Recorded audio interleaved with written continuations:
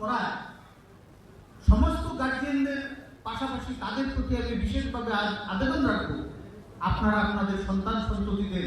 আরো বেশি করে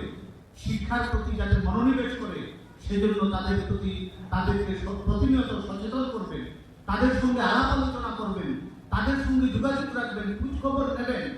এবং আমাদের প্রত্যেক গার্জিয়ানদেরকে সেই খোঁজখবর নেওয়ার প্রয়োজন রয়েছে যে আমার ছেলেটা বিদ্যালয়ে যাওয়ার জন্য বাড়ি থেকে কখন বেরোচ্ছে, কতটা আগে বেরোচ্ছে,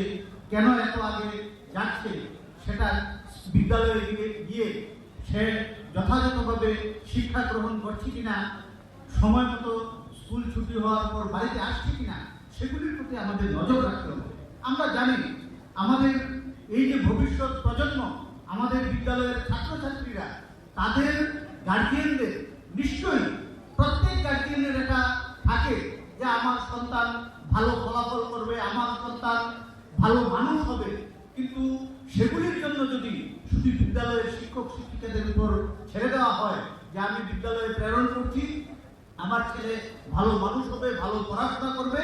তাহলে সেটা আমার মনে হয় ঠিক হবে না। সেই জায়গায় আমাদেরকেও খোঁজখবর নিতে হবে এবং বিদ্যালয় সম্পর্কে সময় সময় পরামর্শ দিয়ে, শুধুমাত্র আজকের এই সভাতে নয়, আমরা যখন যখন সুযোগ পাবো গিয়ে বিদ্যালয়ের এসএমসি